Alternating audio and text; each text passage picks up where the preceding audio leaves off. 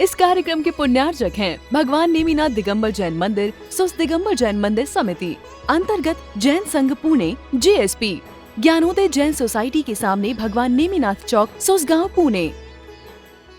जब बर्थडे आता है आप क्या कहते हैं? बच्चा कहता है कि मैं 18 ईयर्स का हो गया, मैं बड़ा हो गया, 1 साल और बढ़ गया कि घट गया? उसका जो बैलेंस था, जो उसकी टोटल एज थी, उसमें से 1 साल और कम हो गया ना। तो उम्र बढ़ कहाँ रही है? उम्र घटती है बल्कि कि बढ़ती कहाँ है? बढ़ती है उम्र कि घटती है? संस्कृत में कहा गया है ज्या वयो हानव। जीवन क्या है? वहां पे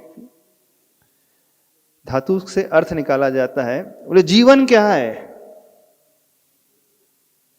बोले जीवन जहां हमारी उम्र की, वय की हानि होती है, उसका नाम जीवन है। बड़े अच्छे से उसमें अर्थ निकाला गया है। हर एक का परसेप्शन क्या है? हमारी उम्र बढ़ रही है, पर एक्चुअली हो क्या रहा है? प्रति समय घट रही है। आपके बैंक बैलेंस में 1 CR है, आप डेली यूज कर रहे हैं, तो आपकी सेविंग घट रही है, बढ़ नहीं रही है। आपका जो स्टॉक था वो धीरे धीरे कम होते चला जा रहा है, ऐसी है ना। अब वो प्रति समय कम हो रहा है, तो जो भी हो रहा है हम सब के साथ, वो प्रति समय परिवर्तन उसमें होते ही रहता है। कुछ भी स्थिर नहीं होता है। हमारे बालों की ग्रोथ भी ऑल ऑफ सडन नहीं होती, वो एवरी टाइम, एवरी सेकेंड वो ग्रो हो रहे हैं। नेल्स भी प्रति समय बढ़ रहे हैं। कहने का मतलब है कुछ भी स्थिर नहीं है, सब कुछ बदलते रहता है। अगले समय में वो कुछ और हो जाएगा, नेक्स्ट समय में वो कुछ हो जाएगा। अब वो वस्तु भी बदल जाएगी।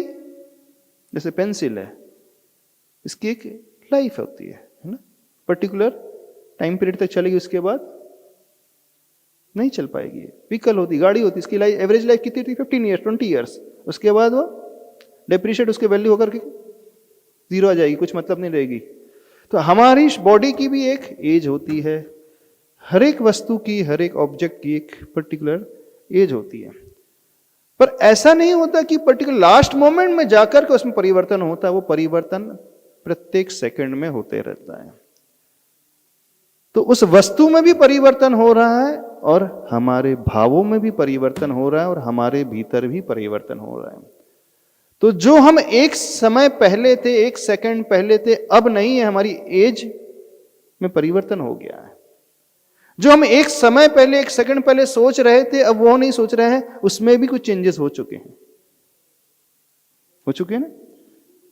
तो जो भी हमारे मन में भाव उठता है, उसका ड्यूरेशन कितना रहता है? 1 second, fraction of seconds.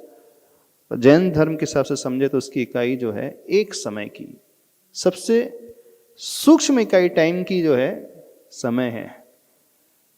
Science तो सेकंड कहता है, नैनो सेकंड्स तक साइंस पहुंचा है ना, नैनो सेकंड्स तक पहुंचा है ना।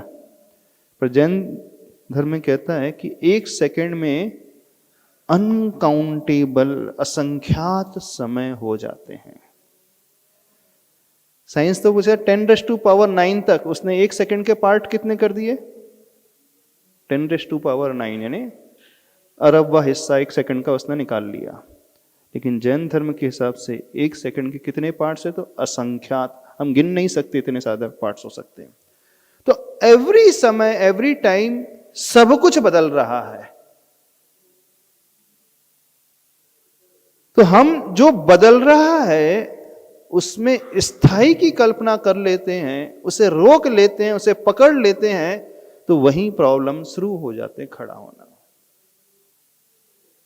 अब हमारे मन में गुस्से का भाव पैदा हुआ, क्रोध का भाव पैदा हुआ किसी घटना विशेष को लेकर के, उस समय हम सिर्फ उसे देखने वाले हो जाएंगे, तो वो घटना निकल गई, अगले समय में दूसरी घटना शुरू हो गई, तीसरे समय में तीसरी घटना शुरू हो गई, चौथे समय में तीसरा भाव, चौथा भाव पैदा होने लगा।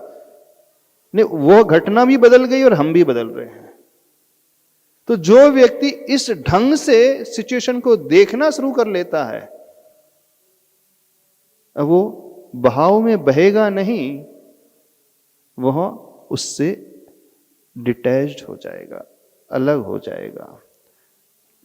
और ये कैसे पॉसिबल है? जब हम उसे सिर्फ देखने वाले हो जाते हैं, just to see, just to watch, और कुछ नहीं करना, उससे अटैच नहीं होना, क्योंकि हो यही रहा है, हम उसे पकड़ लेते हैं। आपने पकड़ ली ना, कुछ लोगों ने कुछ इंसिडेंट्स को वर्षों से पकड़ करके रखा है। सपोज 10 साल पहले आपकी इंसल्ट कहीं हुई होगी, मंदिर में, किसी क्लास में, ऑफिस में। 10 साल तो बीत गए, बहुत लंबा पीरियड हो गया, लेकिन आपके माइंड में अभी भी एज इट इज बनी है। बोलते वो तरोताजा हो जाती है। आप बार बार उसे क्रोधित करके लाते हैं, वो चली गई, फिर आपने उसे क्रोधित कर दिया। कोई जख्म जब हमें हो जाता है, ब्लीडिंग हो जाती है, फिर वो थोड़ी देर बाद ब्लड क्लॉट होने लगता है, तो वहां एक पपड़ी जमने लगती है ना। ब्लड जो सूखने लगता है, क्लॉट होने के बाद क्या हो जाता है? एक लेयर सूख जाती है, बन जाती है। जब सूखने लगता है घाव, तो उसमें खुजली ज्यादा होने लगती है। महसूस किया होगा? बच्चे लोग क्या करते हैं, जब उसमें खुजली होती है तो उसे खुजा लेते हैं। देखना बच्चों के साथ क्या होता है, तुरंत उसे खुजा लेते हो। जहां से जैसे खुजाते हैं, फिर से ब्लीडिंग शुरू हो जाती। और यदि उसे खुजाया ना जाए तो कुछ समय के बाद वो पपड़ी, जो लेयर जो जमी है, सूख करके अलग हो जाएगी। तो हम बार बार उसे कुरेदते हैं जितने जाएंगे। जो घाव सूख रहा था, हम उसे पुनः पुनर्जीवित कर देते हैं। जो घटना 10 साल पहले घटी थी, जो घटना 10 घंटे पहले घटी थी, जो घटना 1 घंटे पहले घटी थी, जो घटना कल घटी थी, हम उसे तरोताजा बना लेते हैं, एकदम रिफ्रेश कर लेते हैं। तो हर व्यक्ति उसे रिकॉल करके पुनः उघाड़ लेता है और नया घाव पैदा कर लेता है। अब गलती किसकी है? और जो वेदना हो रही है, जो दुख हो रहा है, कष्ट हो रहा है, दर्द हो रहा है, किसकी गलती? सपोज जिस व्यक्ति ने आपके साथ मिसबिहेव किया था, इंसल्ट की थी, उसने आपकी इंसल्ट कितनी देर के लिए की थी अजीत जी? सेकंड के लिए। कितने बार की थी? एक ही बार की थी। अब उससे आप डेली रिकॉल कर रहे हैं। वो व्यक्ति नहीं है, पर्सन नहीं है वहां पर। उसने सिर्फ एक बार मिस्टेक की और चला गया, एक बार गलती की, चली गई, और आप बार बार उसे दोहरा रहे। कोई इंसिडेंट लाइफ में घटता एक बार है, रियल लाइफ में, लेकिन हम माइंड में उसे न जाने कितने बार घटाते चले जाते। अब इसमें उसका क्या दोष है? आप दिन भर में न जाने कितने बार उस घटनाक्रम को अपने माइंड में लेकर के आते हैं। जिसने सिर्फ एक बार मिस्टेक की है, अब उसके फल को आप कितने बार भोग रहे हैं। होना क्या चाहिए? एक गलती की सजा एक ही बार मिलनी चाहिए। हम गाड़ी ड्राइव कर रहे हैं, आप ब्रेक फेल हो गया, ठीक है, ब्रेक फेल, एक्सीडेंट हो गया, एक्सीडेंट हो गया, एक ही बार एक्सीडेंट होगा कि बार बार रोज एक्सीडेंट होगा?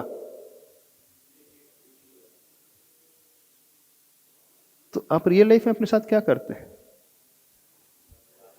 जिसने आपका अपमान किया, उसने तो एक ही बार मिसबिहेव किया, लेकिन आप बार बार उसे याद करते जाते हैं। एक तो सबसे बड़ा प्रॉब्लम यह हो जाता है। दूसरा प्रॉब्लम हो जाता है, हम उसे पकड़ करके रख लेते हैं। जैसे पानी को हमने जोड़ करके रख लिया एक पॉन्ड में, वहीं शैवाल, वहीं काई पैदा होने लगी में, वही गंदगी। अब वो घटना तो फिर भी इजीली समझ में आती है, लेकिन जब हम माइंड की बात करते हैं, उन विचारों की बात करते हैं, तो हम अपने ही माइंड में न जाने कितने बार उस पानी को गिराते हैं और एकत्रित कर लेते हैं। न जाने कितने बार करते होंगे। और ऐसे इंसिडेंट्स एक नहीं, दो नहीं, हो सकता दिन भर में 2 कितने घट जाते होंगे? आपके पास कोई कमी नहीं है ऐसे इंसिडेंट्स की, ऐसी घटनाओं की। आपने कितने कलेक्ट करके रखी होंगी? एक ऑफिस में जो हुई होगी उसने, प्यून ने की होगी, मंदिर में किसी ने की होगी, किसी समाज के व्यक्ति ने की होगी, वाइफ ने की होगी, इन लॉज से हो गई होगी, बेटे से हो गई होगी, है ना, सास से हो गई होगी, ससुर से हो गई होगी, बहू से हो गई होगी, भाई से हो गई होगी, बेटी से हो गई होगी, कोई मित्र से हो गई होगी, शत्रु से हो गई होगी। कितनी घटनाएं हैं, कितनी बार? समझ में आ रही बात? प्रॉब्लम, सबसे बड़ा प्रॉब्लम कहां है? हम पकड़ते हैं और दूसरा प्रॉब्लम बार बार रिकॉल करते हैं, बार बार उस घाव को खुजाते हैं, बिल्कुल बार बार खुजाते हैं, रोज खुजाते रहते हैं। वो बच्चा फिर भी समझदार है,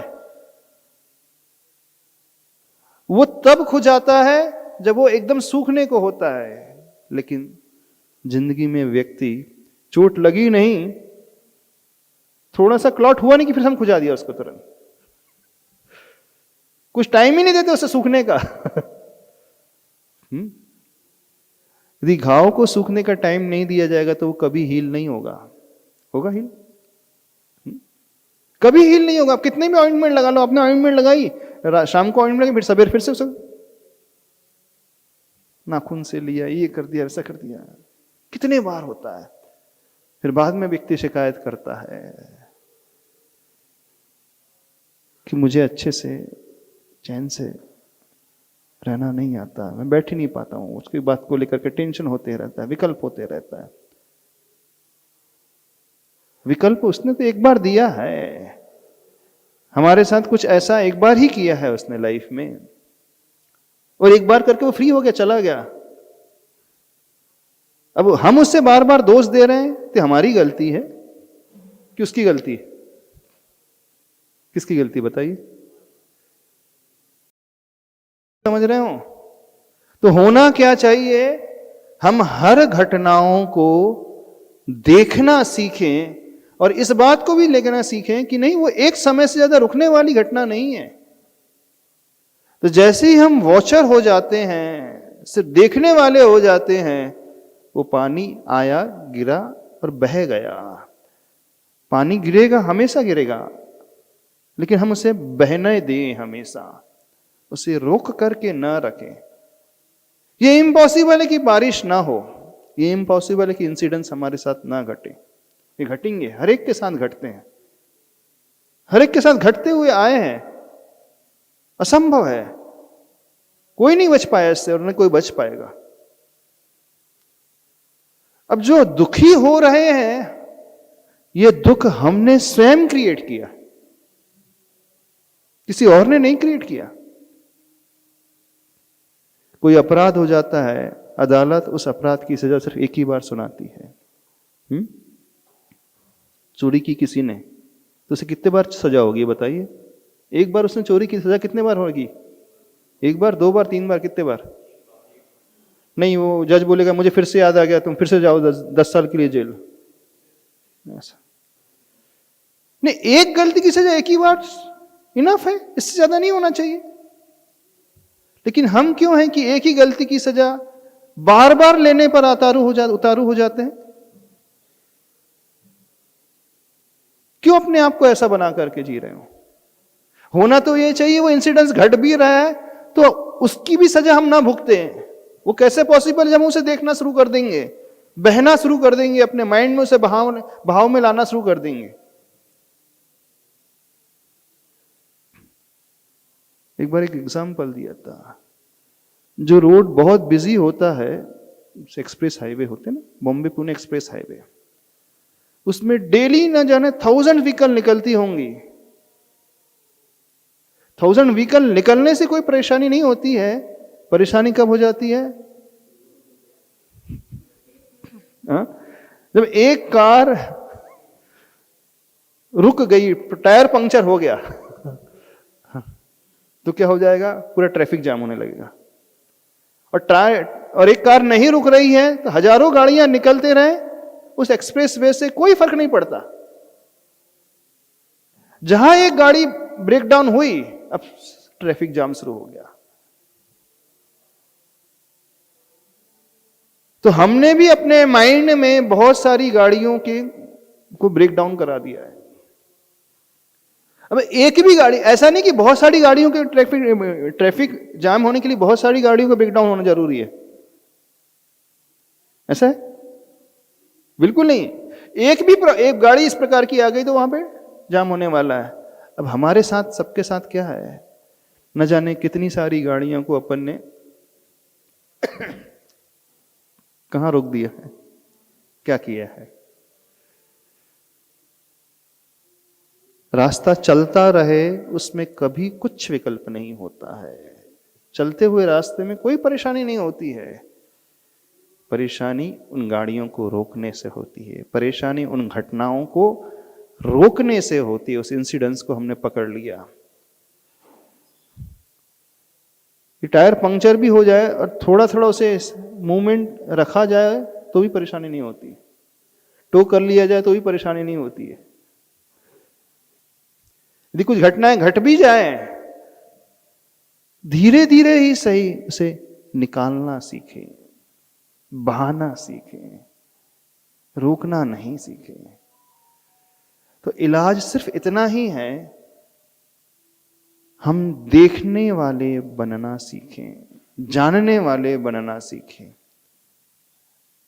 अब बाहर की घटनाओं की बात नहीं कर रहे हैं, अब हम कह रहे हैं हमारे माइंड में जो भी थॉट्स पैदा हो रहे हैं, विचार पैदा हो रहे हैं, उन विचारों का अध्ययन करना सीखें, उन विचारों को पढ़ना सीखें।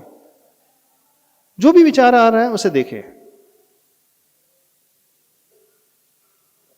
ये प्रैक्टिस जिस दिन हमारे भीतर पैदा हो जाएगी, कठोर से कठोर, बीभत्स से बीभत्स कुछ ऐसा इंसिडेंस हमारे साथ भी घटेगा तो भी हमें ज्यादा इफेक्ट हमारे भीतर नहीं पैदा कर पाएगा। क्यों? क्योंकि हमने उसे बहने दिया है।